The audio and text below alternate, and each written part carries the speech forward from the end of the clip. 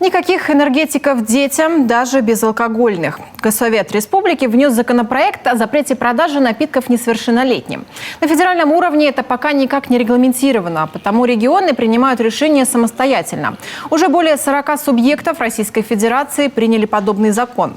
Как отмечают наркологи, энергетические напитки наносят серьезный урон здоровью ребенка.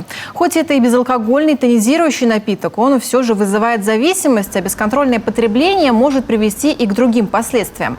Как отмечают парламентарии, уже на протяжении длительного периода они получали сигналы от родителей и людей преклонного возраста о том, что дети беспрепятственно и бесконтрольно приобретают энергетики. А поэтому поправка уже давно назрела.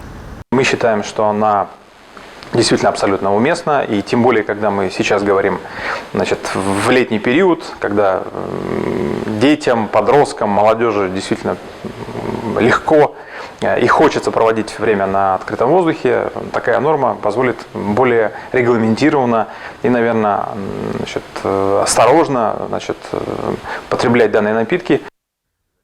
Поставить возрастные ограничения на продажу энергетиков поддержали представители общественных организаций и бизнес-сообщества. Законопроект может вступить в силу 24 июня. Детали обсудят на летней сессии парламента региона.